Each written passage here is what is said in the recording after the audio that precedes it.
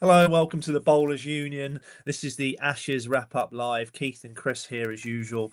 Have you got all your Christmas shopping done, Keith? That's the I big think one, isn't it? Because we're getting I to that I point. actually, I actually think I have. I think I have, mate. Yeah, I'm pretty chuffed. I've done it. Most of the wrapping's done as well. I think I've actually achieved my goal early. I'm normally like just looking at buying presents now. Fair play. I've got a bit. I've got to go to Leamington in a bit actually, which I'm annoyed that I've put myself in that position because obviously it's going to be really busy. Do you know what I mean? Yeah, So it's going to be a yeah. bit hectic. But anyway, I guess the inevitable happened in it today. England put up. To be fair to them, they put up a fight, didn't they? In this last innings, but England have lost. They're 3-0 down. Australia have retained the Ashes. Uh, in a way, I feel relieved that it's over. Really? Oh, I'm disappointed it's over. I had high hopes. I think we both had high hopes. I think a lot of English cricket fans had high hope because we were hearing about, well, not hearing, we'd seen this new way of playing and aggressive cricket, or not aggressive, but kind of positive cricket. And Yeah. it's just not gone as what we thought it would do. Yeah, I think a few things have happened. I've been reading some reports on Quick Info, that sort of stuff. Um, is Stokes has confirmed that he's happy captaining, which I think is really good. I know. But in my opinion, the tactics I don't rate them particularly, but I think that comes from almost above him a bit, if that makes sense. I do think Stokes is the person to captain this England team, Mm. in my opinion. So I'm really pleased that he's he's committing to it. But Stokes did an interview, not Stokes, McCullum did an interview as well, and he sort of talked about uh, maybe they got the preparation wrong. Did they deal with the sort of pressure and scrutiny of, you know what I mean, being in Australia? And pretty much just said that Australia had batted better, bowled better, and fielded better, which I suppose is fair, isn't it? It is fair, but at the same time, did Australia just put more emphasis on the actual how important it was? Like, if you look at the dismissals, you can say how they batted better. No, they didn't give the wickets away, as harsh as it probably sounds, but they actually valued the wicket a lot. Yeah, Don't get me wrong, there's going to be one or two players like your head and whatever who are going to bat the way they do, but that's been tried and tested for years for him. That's been working. So, but everyone else has just batted correctly. yeah, Which is it's been a shame. I looked this the last innings that's just happened there. You had Jackson Smith who actually started to bat really well. yeah, they did. Smith was looking really good, and he hit start for two very well controlled boundaries. Mm. Then it's like, how many boundaries can I hit him for? I don't really understand that shot, as in where that came from, because it seemed to be ramped up from being controlled to kind of this is going. Mm. But it's not just that dismissal. It seemed that's been the kind of trait that the batters have had all three tests Yeah, at some I point in their innings.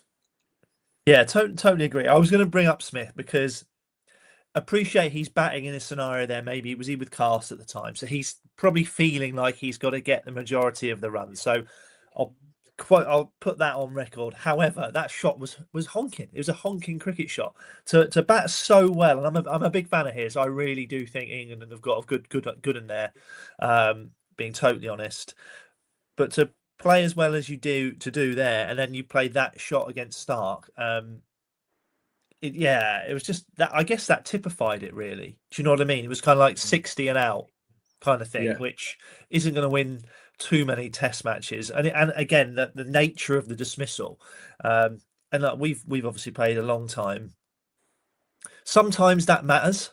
Do you know what I mean? It is the optics and what things look like does matter. You can dress it up all you want and say, oh, we're going to do this, that, and the other. But if you get out playing across the line and in an ugly way, it's right that it gets scrutinised, I suppose. And again, this is a guy who batted superbly, so like, I appreciate he got England into a good position. But just when you're just like, just keep playing, just keep playing. You Yeah. yeah, a bit disappointing. But obviously, Will Jacks batted well as well. To be fair, didn't he? He did, yeah. He. You know more about him than I do, I think, because obviously you've probably played against him. He just strikes me as a guy that should be should be in that side, especially if they don't think Bashir's quite where they want at the moment. It looks like he's a really nice solution for temporarily. Yeah, I mean, he looks like he's fitted in quite well. He probably does need a run of games as well, I think, to build his confidence. But he seemed to start pretty well, and it looks like he's got a good future ahead of him for sure. So I did want to circle back. Obviously, today is disappointing. The Ashes have lost. We made some predictions, didn't we, at the start of leading wicket to. I'm on it. Cast has got 14 wickets, and he's currently 5 ahead of England's next best bowler. I reckon I'm winning that one. Who did I say? I can't remember. I think you said Archer, didn't you? No, you didn't say. You said Atkinson, I think. I think you might have said Atkinson. Right. Well, that's not gone well. That's not gone well for me. No. Although, yeah, I'm surprised. I'm surprised with the way it's gone with him. I actually think he bowled quite tidily, to be honest. Do you know what I mean? But he just didn't perhaps get the results. On the batting front, my horse Zach, he's going all right. Root is our top scorer at 219. Crawley's at 214 at an average of 35 and a strike rate of 200. So Crawley's lurking, and he's still not got that big 170 yet. I'm thinking Melbourne. I don't think that 170 is coming. I'm sure I said Root, to be fair. So I'm leading for now, but obviously Crawley's close. I still don't think he's done as well as I'd like him to. But I did see there was a lot of criticism. Actually, it was Michael Vaughan was saying, I think I sent you the clip. I don't know if you saw it, but he was saying how many issues there are with the England team. And he's like, there's no backup keeper. There's no, he said there's not even a backup opener. So Crawley can fail as much as he wants. He's gonna get 10 innings anyway. Yeah. Do you know what? For me, it looks as though the only positive thing from these first 3 test matches is that Joe Root got over the line and got his 100. He did it. Well done, Yep. Joe. That's the only positive as an England cricket fan to be happy about. Yeah. Well, to be fair, I'll add in Archer to that. I feel like Archer's been, although he copped a bit from the media, didn't he? Which, when you're a bit like, that was all noise, in my opinion, there. But I think Archer's been top class and just shown that he's just world class when he's fit and firing. Weird, Stokes. I don't really have any beef with Stokes either. I've seen how hard he's working out there and stuff like that, so I'm happy with Stokes. It's just kind of the rest, really. How would you evaluate Carse's performance at this stage? So I'll give you his stats just quickly. Yeah, go on. I've got the batting ones up here. Give me just 2 seconds. So he's got, what have I got there? 14 wickets at 29, economy of 5, dead on virtually. See, the economy lets me down. He's got a decent average, but I'll tell you why I find this difficult is because I'm used to knowing what people's roles are in a team, but I don't know the roles of the England bowlers. Can you tell me what they are? Oh, this is a good point. Very good point. Because that's the only way. That's the only way I can really judge Course on his role. Yeah. Okay. So I think Archer's your freak, who can do anything. Right. He's just like, yeah. He can be a holding bowler. He can bowl 150 Ks. He can do it all. So he's like, he's your Bumrah, your Cummins, your Rabada. He's in there, I'd say. Atkinson, I think they see him as a steady bowler. I think they see him as quite economical, holds his line really well. And he's I'm not saying he's like slow or anything like that, but I think that's how they see him. Carse, I think they see Carse as, I think they do see him as a wicket taker, to be honest, as a guy whose stock ball has got good energy, good bounce. In the UK, can obviously shape it a little bit.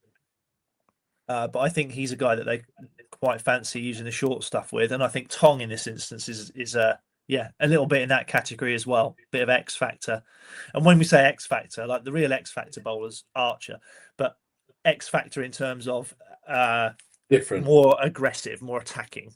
Yeah. I suppose that's how I see him. Um, yeah, I'd say from that point of view, then yeah, he's done pretty well. I'd just like his run rate to be less, but at the same time, when you've got field positions that they set, it's probably quite hard to go less than fives while trying to Yes. take wickets. Yeah, no, absolutely. In all the teams you've played in, has there ever been a team that's gone, don't worry if you go over fours? Never, ever. And if anyone wants to go over fours, they probably won't be playing the next game unless they were the freak bowler in that team.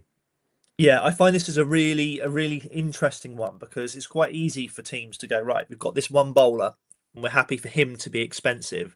But actually it can, if it doesn't work, it can actually go quite properly the other way, can't it? And then that player, then it's hard for them to kind of sustain their place over time. Do you know what I mean? So, for example, in the next match now, I'm pretty sure they'll be sniffing around Atkinson maybe again, and or Potts. I can see something happening there. Well, Cast potentially is, you know, Yeah, well, although he's got he his 14 wickets, so he's got could 40. be He talking they nonsense. may change it up just to give him a bit of a rest. We don't know. Also, I'd like to see a change in that batting lineup. There has to be. Oh, There you're has to talking be. Pope here, aren't you? And actually, serious soccer fan has just asked a question about was it a mistake for Smith to take the gloves? And they were talking about I saw them talking about is it worth Pope moving down the order and maybe giving Smith a break? But Smith's just got some runs, so you kind of got to keep him in the team, I think. You know what? I'm gonna be honest. I really, really like Smith. I just wish I could say to him, mate, just keep playing straight.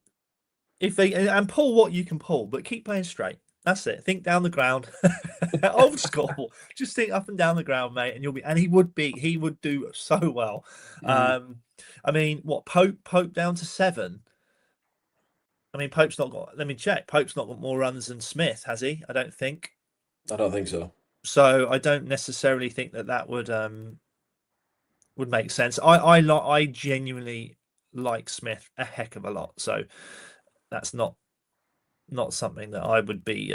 I'm just trying to find him. Bloody hell, Jamie Smith. Here we go. He's averaging 22 at a strike rate of 80. Pope averaging 20. So like, I'd probably just stick with Smith personally. I wouldn't. I don't know who suggested that. I wouldn't muck around really.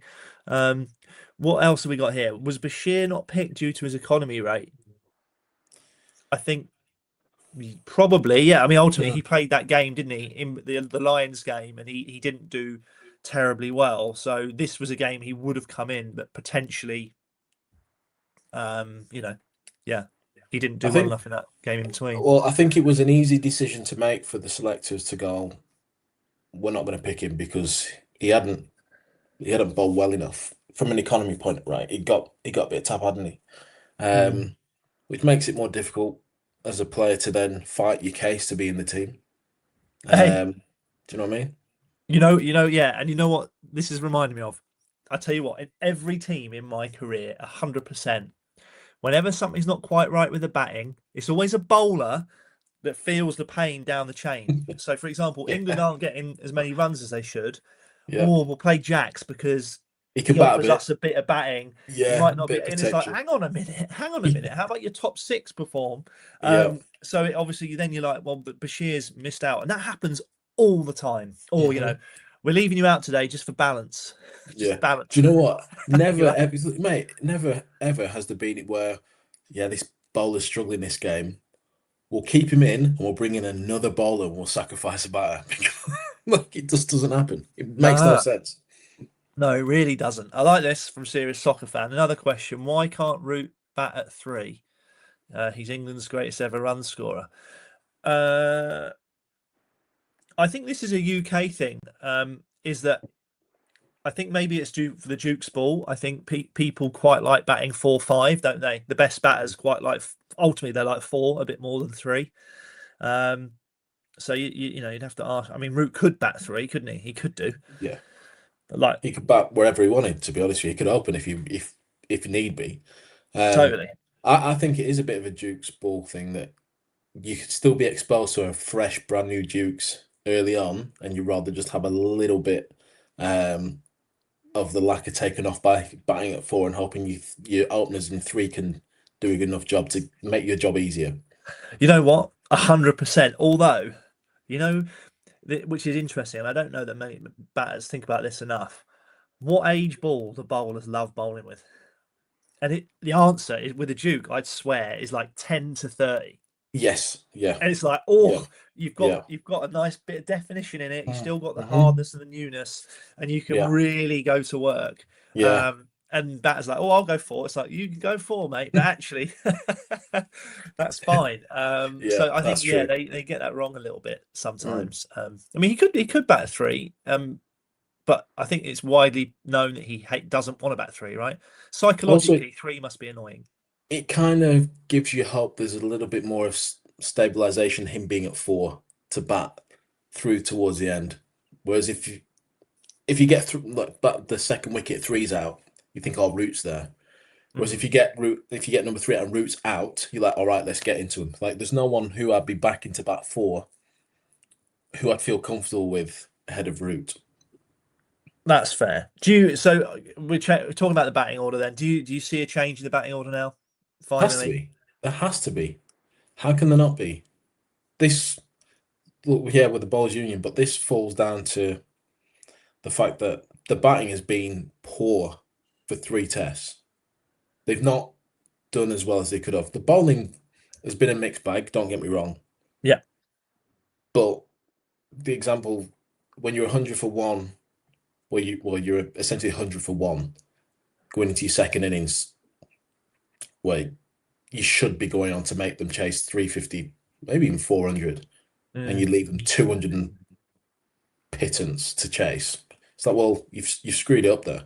And I think I saw Mona Slabashame talk about it, saying, the Ashes for him's about moments and how things could have been different if England, with that 100-run lead, where would the batters have been if they'd made Australia chase 300, 350?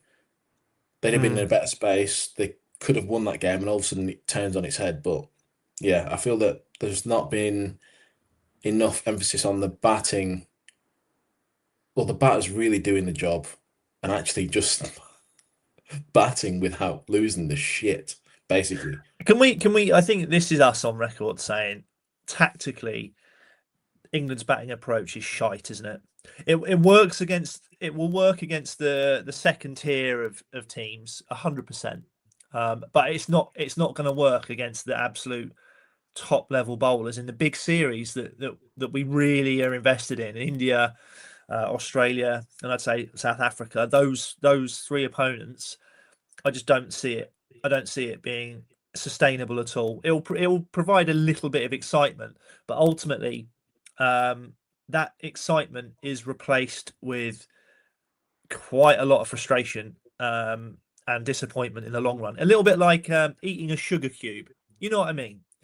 You see the Mm, sugar cube, don't you, on at a cafe? You're like, you know what? I'll just pop one of these, pop one of these, and then it all ends badly because you start flagging. It's like when you're a kid.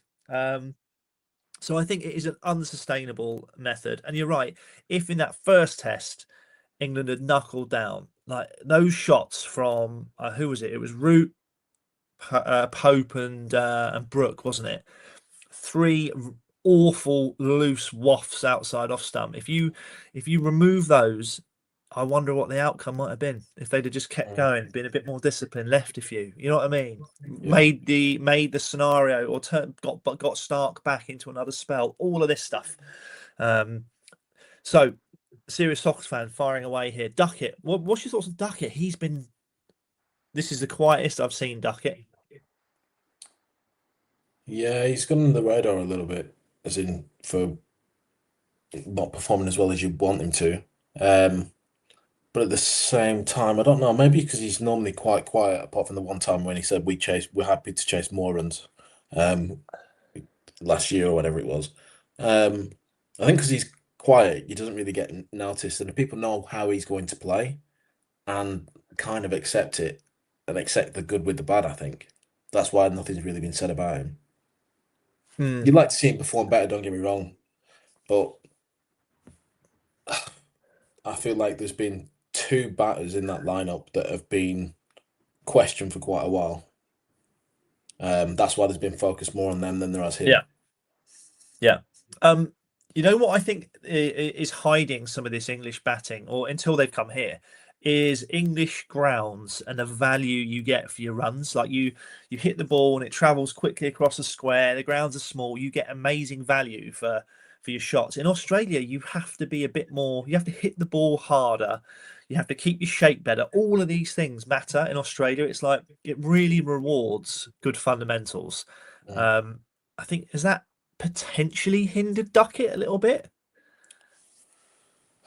Maybe, maybe, but let's if we just look at, I think you kind of said there, but look at the whole batting lineup, not just Duckett, but look at the whole batting lineup. They have played these last three Test matches as though they're playing on the real flat, dead wickets that gets talked about over in England, and they've not adapted at all to the type of wickets that they've been expected to play on, which that's just, for me, that's just poor management and poor assessment as a whole. Mm. Surely there's been discussions of the wickets and what to expect, which I'm sure they would have, Chris. But they have literally played these big loose shots as though they're playing on the flattest decks that we provide over here in Test cricket. And that's not me saying flattest decks. That's through me having chats with international bowlers who still play international cricket. So that's from them, not me. Yeah, fair enough. Okay, let's switch it back to bowlers then. Cummins has been out for a long time. Come straight back in, He's and literally just gone, all right, lads, yeah, I'll come in. We'll win a game. Cheers, I'm off now. I'm not playing the next one. I might play the last, but we'll see. I mean that's a good point. I didn't even think that. Do you think he'll? Do you think they'll just say, "Oh, At least he's come out and said that he definitely won't play Melbourne. has he Um, actually?" yeah, he said like there was an emphasis Oh my to God. try and play this game. Oh, I think from the start, assess the results and go from there. But now they've won it, Yeah. he can just kind of look after himself. Jeepers, man. Well, he's come in. He's just got two threefers, which is literally bread and butter, and been brilliant. Wonderful, wonderful bowler. One more question then, I guess, before we wrap it up. We got what did Rahan Ahmed do wrong not to feature in the squad? What's your take on this? I mean, you've obviously played with him for quite a while, so I've not seen him bowl enough red ball cricket. I felt that he was more white ball when I saw him um, early on in his career. I know he's still young, but you probably have a better understanding than I do.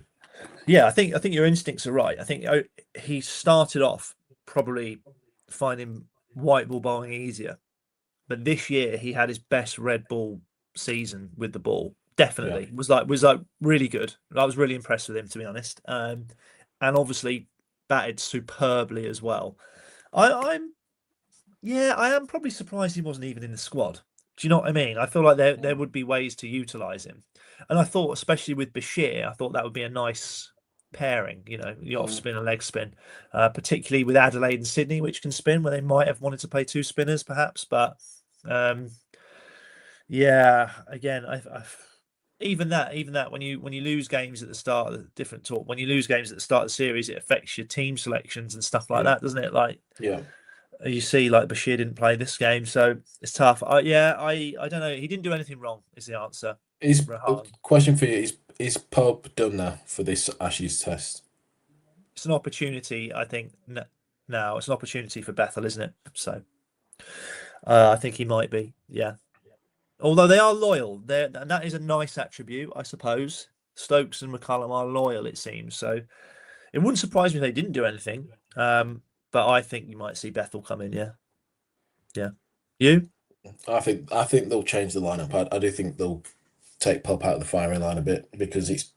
I said to you at the start, mate, that this could happen. And I said to you, I reckon, I said the last two tests, I thought Bethel would come in. Yeah, And I'd be very surprised if he doesn't. yeah. Got to cash in. Right. Mm. I've got to drop George off to cricket and then pop and do some Christmas shopping. So this is the perfect time to wrap it up. Keith, it's been lovely chatting and thanks for your questions. If you asked one, Appreciate that, and we'll podcast again for you soon. So take it easy. See ya.